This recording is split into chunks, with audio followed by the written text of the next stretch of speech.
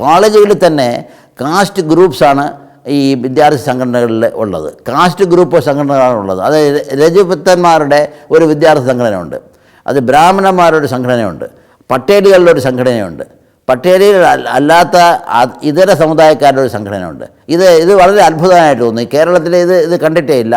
അത് അവർ ഓപ്പണായിട്ട് ആർഗ്യൂ ചെയ്തു, സാർ ഞാൻ പട്ടേൽ സംഘടനയെ റെപ്രസെൻ്റ് ചെയ്യുന്നത് ഈ രജപുത്ര സംഘടനയുടെ ആളാണ്, അവർ തമ്മിലുണ്ടാകുക. ഈ ചില കാര്യങ്ങളെ എന്നെ SP നേരിട്ട് കൈകാര്യം ചെയ്യാൻ അയക്കുമായിരുന്നു. എനിക്ക് ആ ജോഗ്രഫിക്കൽ ജൂറിസ്ഡിക്ഷൻ ഇല്ലായിരുന്നു. എങ്കിലും ഇത് ഗുജറാത്തിൻ്റെ അതിൻ്റെ സാമൂഹിക പശ്ചാത്തലത്തിലുള്ള പല കാരണങ്ങൾ കൊണ്ട് ഉണ്ടോ എന്നാണ്.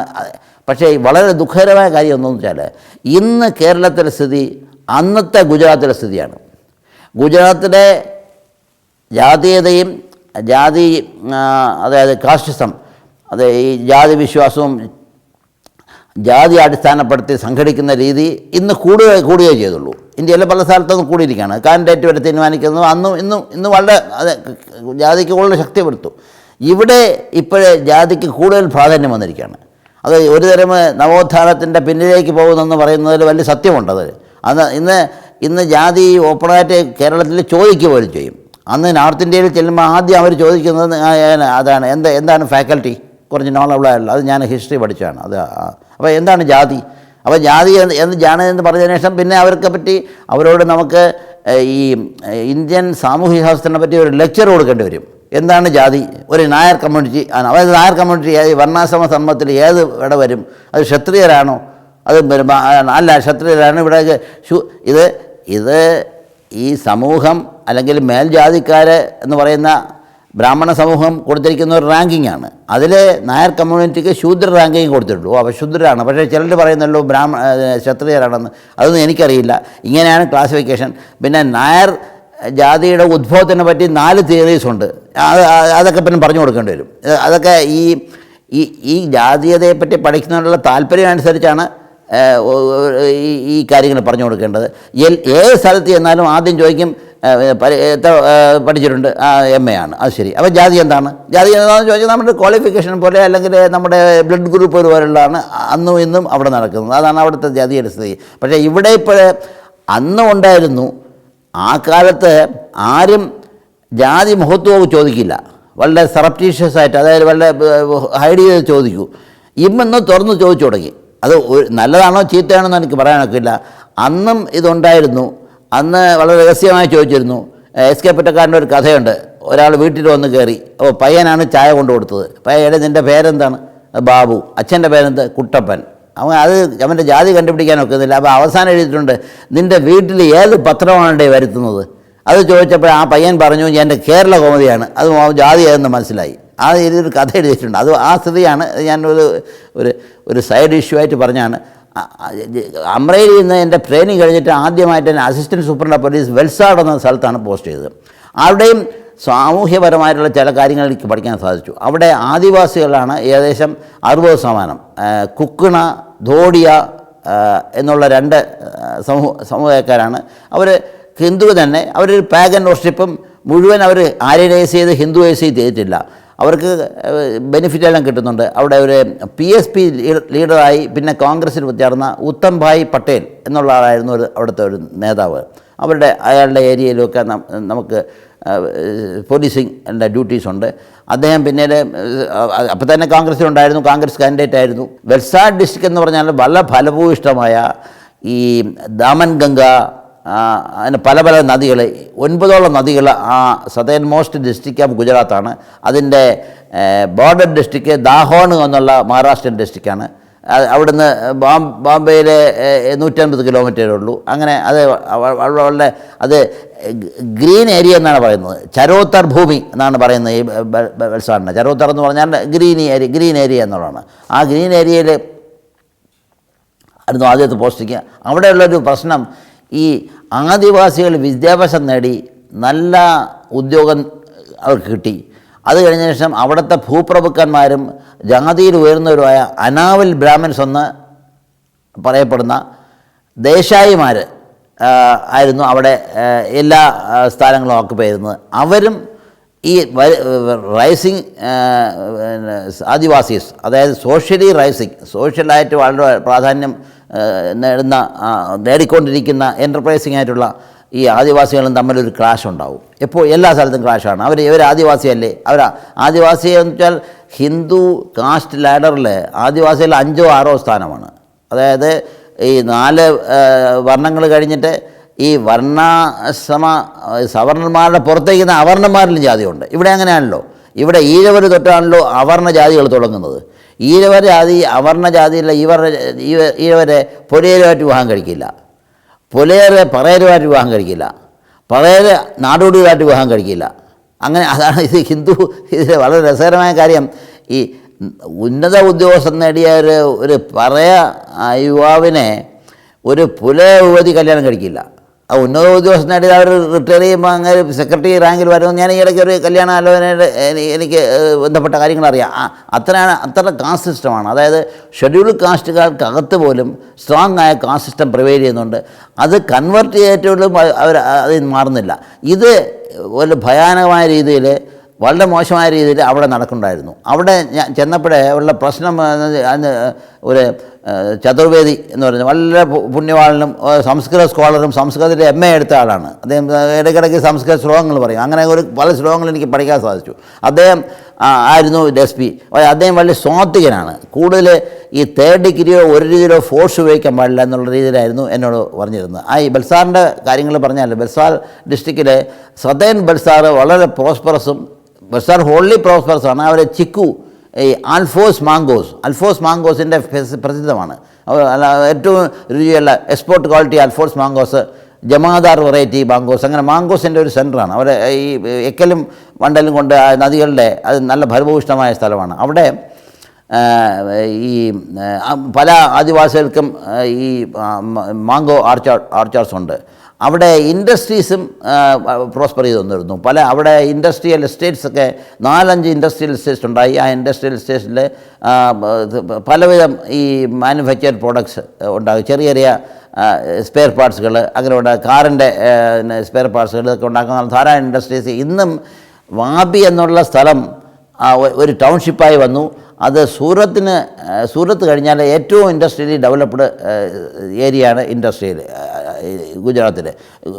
സൂറത്തിൽ 4 ലക്ഷം മലയാളികളുണ്ട് ആ ഇൻഡസ്ട്രിയൽ ബെൽറ്റിൽ. സൂറത്ത് വളരെ പ്രോസ്പറസ് ആയിട്ടുള്ള, പണ്ട് വർഷങ്ങൾക്ക് മുമ്പ് തന്നെ സൂറത്ത് ഈ ഡയമണ്ട് കട്ടിങ് ഇൻഡസ്ട്രിയിലും ഈ ജേംസ് പ്രോസസ്സിങ് ഇൻഡസ്ട്രിയിലും വളരെ പ്രസിദ്ധമാണ്.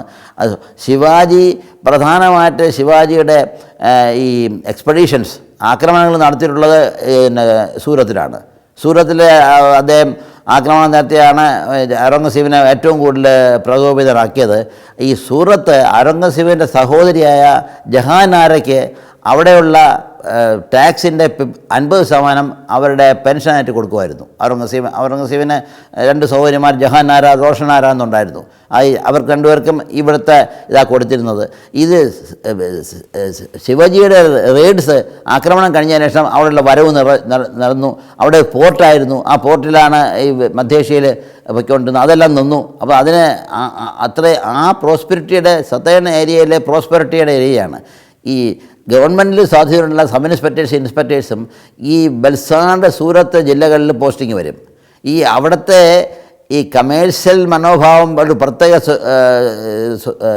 സ്വഭാവമുള്ളതാണ്. അതായത് അവിടെ ഈ സാധാരണക്കാർ പരാതി പറയാൻ വരുമ്പോഴേ അവർ പറയും, സാർ ഇവിടെ നമ്മളിന്ന് പിടിച്ചു പറിക്കുന്നു സാറിൻ്റെ സർക്കിൾ ഇൻസ്പെക്ടർ അല്ലെങ്കിൽ ഇൻസ്പെക്ടർ. അത് ഞാൻ ആദ്യമാണ് കേട്ടത്. അത് അവർ പറയുന്നത് ഈ 3 തരം കറപ്ഷനുണ്ട്. അതായത് ശുക്രാന, നജറാന, ജബറാന.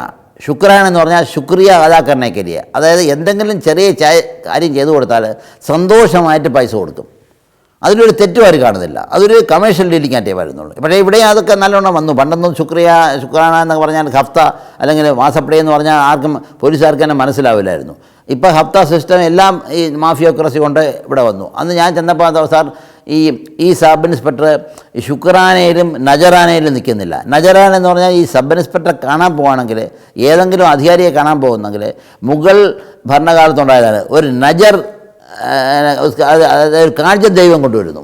കാഴ്ച കൊണ്ടുവരിക, കാഴ്ച ദ്രവ്യം കൊണ്ടുവന്ന് ഇപ്പോൾ നമ്മളൊരു സ്വാമിജിയെ കാണാൻ പാടില്ലെങ്കിൽ കുറേ ഫ്രൂട്ട്സ് കൊണ്ടുപോകുമല്ലോ, അങ്ങനെ ഇവിടുത്തെ ഒരു രീതിയാണ്. അപ്പോൾ എവിടെയെങ്കിലും പോകുമ്പോൾ എന്തെങ്കിലും കൊണ്ടുപോകണം എന്നുള്ള അത് സാറിൻ്റെ ശ്രദ്ധയിൽപ്പെടുത്താനായിട്ട് കൊണ്ടുവരും. അത് ദീപാവലിക്ക് മറ്റേ ഇപ്പോഴത്തെ ആ കറപ്ഷൻ്റെ ലെവൽ വളരെ കൂടി ദീപാവലിക്ക് ഈ ഗ്രൈൻഡറൊക്കെ കൊണ്ടുവരും. അപ്പോൾ നമ്മുടെ കൊളീഗ്സ് പൈസ വാങ്ങിക്കുന്ന കൊളീഗ്സ് ഉണ്ട്, അവരെല്ലാം ഈ 4-5 ഗ്രൈൻഡർ കൊണ്ടുവരും. ഈ ഒരു സബോർഡിനേറ്റ്സ് കൊണ്ടുവരാണ്. ആ ഗ്രൈൻഡർ ഒരു ഗ്രൈൻഡർ അവർ വയ്ക്കുമായിരിക്കും, ബാക്കി അവരുടെ കാമാരി അവരുടെ ഈ വീട്ടു ജോലിക്കാർക്ക് കൊടുക്കും. അപ്പോൾ എൻ്റെ വീട്ടിലെ കാമാരി ഒരു വർഷമേ മിക്കവാറും നിൽക്കാറുള്ളൂ. അപ്പോൾ ഈ ദീപാവലി ഗിഫ്റ്റ് പ്രതീക്ഷിച്ചാണ് നിൽക്കുന്നത്. ദീപാവലി ഗിഫ്റ്റ് നമ്മൾ കുറച്ച് 1000 രൂപയും ഫ്രൂട്ട്സൊക്കെ വാങ്ങിച്ച് കൊടുക്കുക, ഫ്രൂട്ട്സ് അല്ല സ്വീറ്റ്സ് വാങ്ങിച്ച് കൊടുക്കാന്നല്ലാതെ ഒരുപാട് സ്വീറ്റ് പാക്കറ്റ് അവിടെ നിന്ന് കിട്ടുകയില്ല. അവർ പറയുന്നത് ഇവിടെ സാറ് ഈ ഉദ്യോഗത്തിൽ നിന്ന് പറഞ്ഞിട്ട് ഒന്നും കിട്ടുന്നില്ലല്ലോ എന്ന് പറഞ്ഞാൽ പിണങ്ങി പോവുക ചെയ്യുന്നത്. ഇത് ഞാനൊരു രസകരമായ കാര്യം പറഞ്ഞാണ്. ഈ മൂന്നാം തരം കറപ്ഷനാണ് ഏറ്റവും മോശമായ കറപ്ഷൻ. എക്സ്റ്റോർഷനാണ്. എക്സ്റ്റോർഷൻ അവർ പറയുന്നത് ജബർദസ്തി എന്നുള്ള ഉദു വാക്കാണ് അത് ഉപയോഗിക്കുന്നത്. സാർ ഇത് ഈ സാധാരണ ഒരു എമൗണ്ട് കൊടുത്താൽ പാസ്പോർട്ട് വെരിഫിക്കേഷൻ അതിന് നമ്മൾ 200 രൂപ 500 രൂപ കൊടുത്തു, അതുപോലെ സാർ എനിക്ക് അയാൾ 5000 രൂപ ചോദിക്കുന്നു. അപ്പോൾ ഇത് സാർ ഈ ജബറാന നിയന്ത്രിക്കണം. ഇങ്ങനെയുള്ള പല കറപ്ഷനെ പറ്റിയുള്ള പല പുതിയ പാഠങ്ങളും നമുക്ക് കിട്ടി. അതുമാത്രമല്ല അവിടുത്തെ ജനങ്ങൾ സൗത്തേൺ ഗുജറാത്തിലും ജനറലി അങ്ങനെയുള്ളവരാണ്. അവരെ എന്നോട് തന്നെ ചോദിച്ചിട്ടുണ്ട്, സാർ ദീപാവലിക്ക് പോലും ഗിഫ്റ്റ് വാങ്ങിക്കാത്തത് എന്താണ്?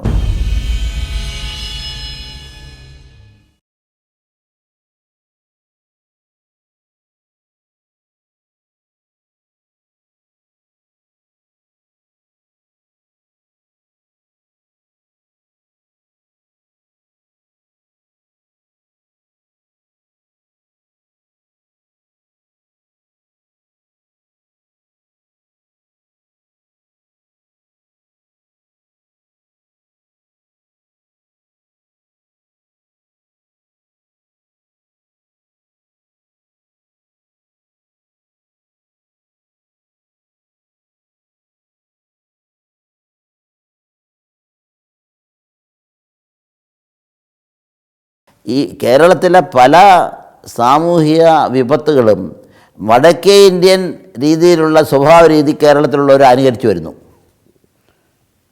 വടക്കേ ഇന്ത്യയിലെ എല്ലാ ദൂഷ്യങ്ങളും കേരളത്തിലെ ഉദ്യോഗസ്ഥ വൃന്ദവും തുടർന്നു വരുന്നതാണ് എൻ്റെ അഭിപ്രായം. ഞാൻ എൻ്റെ ഇംഗ്ലീഷ് പുസ്തകത്തിലെ ഗുജറാത്ത് ബിഹേന്തി കട്ടണം എന്നുള്ളതിൽ ഒരു ചാപ്റ്റർ തന്നെ ക്രിമിനലൈസേഷൻ ഓഫ് പൊളിറ്റിക്സ് എന്നാണ്. അതിലിതെല്ലാം കവർ ചെയ്യുന്നുണ്ട്. അപ്പം ഞാൻ അവിടെ പറഞ്ഞു നിൽക്കുന്ന ആദ്യത്തെ പോസ്റ്റിങ്ങിന് അവിടെ ഒരു പ്രധാന സംഭവം ഉണ്ടായി. അതായത് ഉത്തംഭായ് പട്ടേൽ ആദിവാസി സമ്മേളനം നടത്തി. ആദിവാസി സമ്മേളനത്തിന് എതിരായിട്ട് അന്ന് സ്റ്റുഡൻസ് കോൺഗ്രസ് ഗവൺമെൻറ് ഹെഡ് ചെയ്യുന്നത് ചിമൻഭായ് പട്ടേൽ എന്നുള്ള ഒരു ചീഫ് മിനിസ്റ്ററായിരുന്നു. ആ ചിമൻഭായ് പട്ടേലിൻ്റെ എതിരായിട്ട് പല അലിഗേഷനും വന്നു. ആ സമയത്ത് 1974 ഈ ജയപ്രകാശ് നാരായണൻ്റെ സ്വാധീനത്തിൽ കൊണ്ട് ചെറിയ അജിറ്റേഷൻസൊക്കെ ഉണ്ടായി. അപ്പോൾ ചിമൻഭായ് പട്ടേൽ റിസൈൻ ചെയ്യണമെന്ന് പറഞ്ഞ് സ്റ്റുഡൻസ് അജിറ്റേഷൻ തുടങ്ങി. ആ സ്റ്റുഡൻസ് അധികവും ഈ അനാബിൽ ബ്രാഹ്മൺ എന്നുള്ള ദേശായിമാരുടെ കുട്ടികളാണ്. അവർ ആദിവാസികൾക്ക് എതിരാണ്. ആദിവാസികളുടെ ഈ സമ്മേളനത്തിനെ തകർക്കാനായിട്ട് അവരവിടെ ഒരു കൗണ്ടർ റാലി സംഘടിപ്പിച്ചു. ആ കൗണ്ടർ റാലി വിദ്യാർത്ഥികൾക്ക് അത്ര വലിയ കാര്യത്തിൽ പ്രായോഗിക ബുദ്ധിയില്ലല്ലോ. അവർ ഈ ആദിവാസി ഏരിയയിൽ പോയി ഇവരുടെ ഈ സമ്മേളനത്തിനെ ആക്രമിക്കാൻ നോക്കി.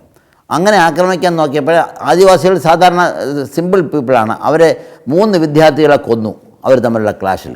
അത് വലിയൊരു പ്രശ്നമായി. അത് ഉത്തൻഭായ് പട്ടേൽ ആ സമ്മേളന സ്ഥലത്ത് ഞങ്ങൾ അസിസ്റ്റൻറ്റ് കളക്ടറും ഞാനും അവിടെ ഉണ്ടായിരുന്നു, പോലീസ് ഫോഴ്സ് പല സ്ഥലത്തും ഉണ്ടായിരുന്നു. ആ ഉത്തംഭായ് പട്ടേലും കൂടെ ഈ കൊലപാതകത്തിൽ അയാൾക്ക് കയ്യുണ്ടെന്ന് കാണിച്ചുള്ള FIR ആണ് ഇവർ കൊടുത്തത്. അപ്പോൾ അതിന് ഉത്തംഭായ് പട്ടേൽ ഇത് ഞങ്ങളുടെ കൂടെ ഉണ്ടായിരുന്നു, അവസാനം വരെ ഉണ്ടായിരുന്നു, ഇവരുടെ ഡെഡ് ബോഡീസ് കണ്ടെടുക്കുന്നവരെ നമ്മളുടെ കൂടെ തന്നെ ഉണ്ടായിരുന്നു എന്ന് ഞാനും അസിസ്റ്റൻറ്റ് കളക്ടർ, പിന്നെ അദ്ദേഹം ഗവൺമെൻറ്റിൻ്റെ സെക്രട്ടറിയായി, അദ്ദേഹം ഈ വിവരാവകാശ കമ്മീഷണറൊക്കെ ആയി. അത് ഞങ്ങൾ പറഞ്ഞത്, അത് ഞങ്ങളുടെ വളരെ സമ്മർദ്ദം വന്നു. അതാണ് ആദ്യം ഞാൻ ഈ പൊളിറ്റിക്കൽ സമ്മർദ്ദം ഫേസ് ചെയ്ത അവിടെയാണ്. അത് അന്നത്തെ ജനസംഘത്തിൻ്റെ ലീഡേഴ്സും എല്ലാം തന്നെ അവർ ഈ ഹയർ കാസ്റ്റായ അനാബിൽ ബ്രാഹ്മിൻസിൻ്റെ കൂടെയാണ്. അപ്പോൾ നിങ്ങൾ കള്ളം പറയാണ്, നമുക്കത് കള്ളം പറയാനൊക്കില്ല. അത് വളരെ ആദ്യമായിട്ടൊരു ട്രയൽ ഏകദേശം 3 മണിക്കൂർ എന്നെ ക്രോസ് എക്സാമിൻ ചെയ്തു. അത് ആദ്യമായിട്ട് ഞാനത് എക്സ്പീരിയൻസ് ആണ്. അതിന് ഒരു പക്ഷേ ഇനി ആത്മഹത്യ പറയണം. അതാണ് അത് ഉത്തമായി പട്ടേലിനൊക്കെ വളരെ നന്ദിപൂർവ്വമായിട്ട് അദ്ദേഹം അത് ആലോചിക്കുമായിരുന്നു. അദ്ദേഹം യൂണിയൻ മിനിസ്റ്ററായിട്ട് ഡെപ്യൂട്ടി മിനിസ്റ്ററായിട്ട് വന്നായപ്പോഴൊക്കെ എന്നെ വിളിക്കുകയും എന്ത് സഹായം ചോദിക്കണമെന്ന് പറയുകയും ചെയ്യുമായിരുന്നു. അത് പൊതുവേ ഇതിൻ്റെ ഈ ബൗദ്ധികമായിട്ടുള്ള അല്ലെങ്കിൽ പ്രത്യയശാസ്ത്രപരമായിട്ടുള്ള ഒരു നിലപാട് കോൺസ്റ്റിറ്റ്യൂഷൻ അനുകൂലമായിട്ട് സത്യമായി പറയാവൂ, നമ്മുടെ ഡ്യൂട്ടിക്ക് അനുയോജ്യമായ കാര്യങ്ങൾ ചെയ്യാവുന്നത് അറിയാം.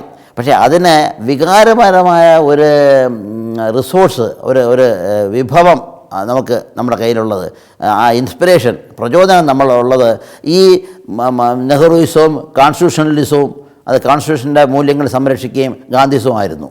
അപ്പോൾ അത് ആദിവാസികൾ ഒരിക്കലും ഞങ്ങളുടെ കയ്യിൽ നിന്ന് ഞങ്ങളുടെ രണ്ടുപേരുടെ എവിഡൻസ് കൊണ്ടാണ് ഉത്തംഭായ് പട്ടേലിൻ്റെ കാരിയർ രക്ഷപ്പെട്ടത്. അല്ലെങ്കിൽ അദ്ദേഹത്തെ ഈ മർഡർ കേസിൽ കുടുക്കി അദ്ദേഹത്തെ പണിഷ് ചെയ്യിക്കുമായിരുന്നു. അദ്ദേഹം ഈയിടയ്ക്ക് മരിച്ചുപോയെന്നാണ് തോന്നുന്നത്. പിന്നെ എനിക്ക് ഒരു ട്രാൻസ്ഫറായി.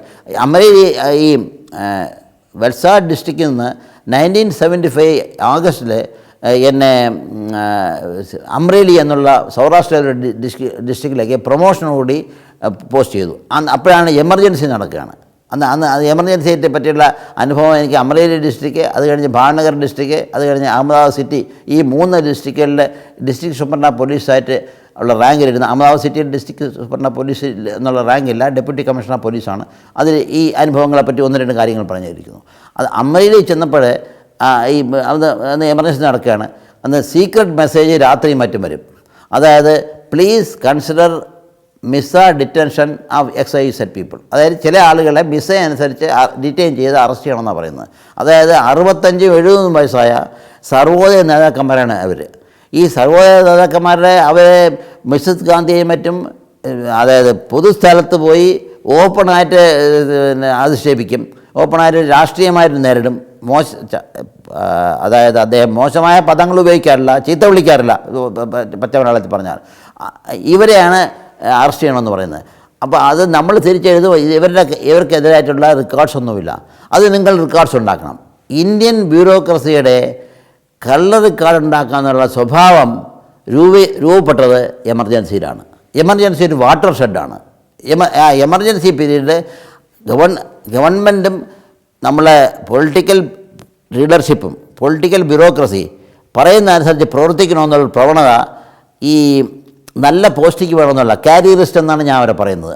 അവർക്ക് തോന്നിത്തുടങ്ങിയ അന്നാണ്. മുമ്പ് ഇങ്ങനെയൊന്നും വരില്ല. നമുക്ക് തീരുമാനിക്കാം ആരെയാണ് അറസ്റ്റ് ചെയ്യുന്നത്. അന്ന് മിസ്സായ എന്നുള്ളത് മുമ്പ് ഉണ്ടായിരുന്നു. Maintenance of internal security act. ആ maintenance of internal security act അനുസരിച്ച് 2 വർഷത്തേക്ക് ആരെങ്കിലും ഡീറ്റെയിൻ ചെയ്യാം. ട്രയലില്ല, റിവ്യൂവേ ഉള്ളൂ. പിന്നെ ലോ അനുസരിച്ച് ധാരാളം പേരെ മിസ്സസ് ഗാന്ധിയുടെ ആ എമർജൻസി സമയത്ത് അറസ്റ്റ് ചെയ്തു. ഈ ജയപ്രകാശ് നാരായണനെയും ഇവിടെയുള്ള നേതാക്കന്മാരെയും പലരെയും അറസ്റ്റ് ചെയ്ത് അങ്ങനെയാണ്. അതിനെ ധാരാളം നമ്മൾ റെസിസ്റ്റ് ചെയ്തു. ഞാൻ തിരിച്ച് പറയണം, സാർ ഇവരെ ഒന്നുമില്ല, അത് നിങ്ങൾ റെക്കോർഡ് ഉണ്ടാക്കണം. സാർ ഞാൻ റെക്കോർഡ് ഉണ്ടാക്കില്ല. അതാണ് ആദ്യമായിട്ട് പൊളിറ്റിക്കൽ ബ്യൂറോക്രസിയായിട്ട് എനിക്ക് ക്ലാഷ് ഉണ്ടായതെന്നാണ്. എന്തോ വരട്ടെ, അങ്ങനെയാണെങ്കിൽ ട്രാൻസ്ഫർ ചെയ്യും. എനിക്ക് ഈ SP ഷിപ്പ് കിട്ടി, SP ആയിട്ട് പോസ്റ്റ് ചെയ്താൽ അത് എങ്ങനെയെങ്കിലും പിടിച്ചിരിക്കണം. SP ആയിട്ടിരിക്കുന്നതാണ് അന്തസ്സ്. SP-ക്ക് ധാരാളം സ്ഥാനമാനങ്ങളുണ്ട്. എല്ലാ സ്കൂളുകളിലെ ഉദ്ഘാടനത്തിന് വിളിക്കും, എല്ലാ ഫംഗ്ഷനും വിളിക്കും. അങ്ങനെയൊക്കെയുള്ളത് ഒരു സുഖകരമായ അതിൽ സുഖം തോന്നിപ്പോയാൽ പിന്നെ അത് സുഖമാണ്. എനിക്കതിൽ പ്രത്യേകമായിട്ടൊരു സുഖം തോന്നിയില്ല. ട്രാൻസ്ഫർ ട്രാൻസ്ഫർ ചെയ്യട്ടെ. ഈ തെറ്റായ ഫാബ്രിക്കേറ്റഡ് റെക്കോർഡ്സ് ഉണ്ടാക്കി ആരെ അറസ്റ്റ് ചെയ്തിട്ടുണ്ടെന്ന് എനിക്ക് നല്ലോണം പറയാം. ഇതിൽ ഒരു സംഭവം വളരെ രസകരമായ സംഭവമാണ്. അതെൻ്റെ ജീവിതത്തിന് പല ഗുണം ചെയ്തു, ഔദ്യോഗിക ജീവിതത്തിൽ ഗുണം ചെയ്ത ഒരു കാര്യം പറയാം. ജീവരാജ് മേത്ത സാറ്, ആദ്യത്തെ ചീഫ് മിനിസ്റ്റർ ഗുജറാത്ത്, അദ്ദേഹത്തിൻ്റെ ബ്രദറില്ല, അദ്ദേഹത്തിൻ്റെ സഹോദരിയുടെ ഭർത്താവായ ലല്ലുഭായ് സേഠ് എന്നുള്ള ഒരു പൊളിറ്റീഷ്യനുണ്ട്. അദ്ദേഹം സർവോദയ നേതാവാണ്. അദ്ദേഹം പിന്നീട് ജനതാ മോർച്ച എന്നുള്ള പാർട്ടി ചേർന്നു. ജനതാ മോർച്ചയാണ് ജനതാ പാർട്ടിയുടെ പ്രിക്കേഴ്സർ. അതിന് മുമ്പുള്ള ആദ്യത്തെ പാർട്ടി ജനതാ മോർച്ചയാണ്. ജനതാ മോർച്ചയിൽ നിന്നാണ് പിന്നെ ജനതാ പാർട്ടി ഉണ്ടായത്. പിന്നീട് ആ സമയത്ത് ജനതാ മോർച്ച ഉണ്ടാക്കി ബാബുഭായ് യെസ്ഭായ് പട്ടേൽ, പോപട്ലാൽ വ്യാസ്, ഈ ലല്ലുഭായ് സേഠ്, ഇതേന അവിടുന്ന് ഞാൻ പറഞ്ഞു വരികയായിരുന്നു. നമ്മളുടെ കള്ള റെക്കോർഡ് ഉണ്ടാക്കി അറസ്റ്റ് ചെയ്യാൻ പറഞ്ഞപ്പോഴും നമ്മൾ വിസമ്മതിച്ചതുകൊണ്ട് arrest warrant, detention arrest warrant അവരെ ഹോം ഡിപ്പാർട്ട്മെൻറ്റിൽ തന്നെ ഉണ്ടാക്കി അയച്ചു. നമുക്ക് ഇംപ്ലിമെൻറ്റ് ചെയ്താൽ മതി. ഇത് Mr. Lelubhai Seth is hereby ordered to be detained under MISA section so and so. For he is a threat to internal security. Internal security, അതായത് ആഭ്യന്തര കലാപം ഉണ്ടാക്കാനുള്ള ശ്രമം നടത്തുന്ന ആളുകളുടെ കൂട്ടത്തിൽ ഇദ്ദേഹത്തെ പെടുത്തി അറസ്റ്റ് ചെയ്യണം എന്നാണ് അവിടുത്തെ അധികാരികളായ ഹോം ഡിപ്പാർട്ട്മെൻറ്റിലെ ഹോം സെക്രട്ടറി എഴുതി അയച്ചിരിക്കുന്നത്. അവരവിടെ റെക്കോർഡ് ഉണ്ടാക്കിയിരിക്കും. അവർക്ക് ഈ കളക്ടർക്കുള്ള പവേഴ്സ്, തുല്യമായ പവേഴ്സ് അദ്ദേഹത്തിൻ്റെ മേലധികാരിയായ ഹോം സെക്രട്ടറി ഉണ്ട്. അത് ഞാൻ പക്ഷേ കളക്ടർ ഈ സമയത്തെല്ലാം കളക്ടർ എന്നോട് പൂർണ്ണമായ സഹകരണമാണ് കാണിച്ചത്. അതിൻ്റെ ഒരു പ്രധാനമായ കാര്യം, ഒരു സൈഡ് ഇഷ്യൂ ആണെങ്കിലും പറയേണ്ടി വരും. ഈ സാധാരണ IPS ഓഫീസേഴ്സ്ക്ക് ഒരു ബിൽറ്റായിട്ടുള്ള ഒരു സ്വാഭാവികമായിട്ടുള്ള വിരോധം IAS ഓഫീസേഴ്സിനുണ്ട്. കാരണം ഇത് സത്യം എന്ന് പറഞ്ഞാൽ പരീക്ഷ എഴുതുമ്പോൾ കൂടുതൽ മാർക്ക് കിട്ടുന്ന ആൾ IAS വാങ്ങിക്കും. അത് അല്പം മാർക്ക് കുറഞ്ഞു വരാണ്. എൻ്റെ സെക്കൻഡ് ചോയ്സ് ആയിരുന്നു IPS കിട്ടിയത്. അപ്പോൾ ഈ ഗ്രേഡ്സ് എപ്പോഴും വയ്ക്കും. ചില സമയങ്ങളിൽ നമുക്ക് ഈക്വൽ ബാച്ചിലായിരിക്കില്ല, നമ്മൾക്കാണ് ജൂനിയറായിട്ടുള്ള IAS ഓഫീസേഴ്സ് ആയിരിക്കും കളക്ടറായി വരുന്നത്. അപ്പോൾ അദ്ദേഹത്തിന് ചിലരുടെ അദ്ദേഹം ഡിസ്ട്രിക്ട് മജിസ്ട്രേറ്റാണ്. ഡിസ്ട്രിക്ട് മജിസ്ട്രേറ്റിൻ്റെ കീഴിലാണ് ഡിസ്ട്രിക്ട് പോലീസ് എന്നുള്ളതാണ് ഗുജറാത്ത് പോലീസ് മാനുവൽ എഴുതി വച്ചിരിക്കുന്നത്. ഇന്ത്യൻ പോലീസ് ആക്ടിലും അങ്ങനെ എഴുതി വച്ചിരിക്കുന്നത്. അപ്പം നമ്മളവിടെ സല്യൂട്ട് ചെയ്യേണ്ടതാണ്. ഈ പല സ്ഥലത്ത് വരെ സല്യൂട്ട് ചെയ്യില്ല. അത് ഒരു തെറ്റാണ്. ഞാനത് ഒരു സമീപനം അനുവർത്തിച്ചിട്ടില്ല. ഈ സബ്സ്റ്റാൻഷ്യലായിട്ടുള്ള കാര്യങ്ങളിലുള്ള ക്രാഷ് വരുമ്പോൾ നമ്മൾ നിലപാടെടുക്കണം. പക്ഷേ ഈ ആചരണങ്ങളിൽ നമ്മൾ ആ നിലപാടെടുക്കണം എന്നാണ് എൻ്റെ അഭിപ്രായം. അതുകൊണ്ട് എനിക്ക് എൻ്റെ 7 ഡിസ്ട്രിക്റ്റിലുള്ള കളക്ടേഴ്സ് ആരും എനിക്ക് പ്രശ്നം ഉണ്ടായില്ല. അപ്പോൾ ഈ കാര്യത്തിൽ ഈ കളക്ടർക്ക് ഈ പല കാര്യങ്ങളിലും കളക്ടർക്ക് അതിലെ കുറ്റകൃത്യമായി സംബന്ധിച്ച കാര്യങ്ങളിലുള്ള അറിവുമില്ല.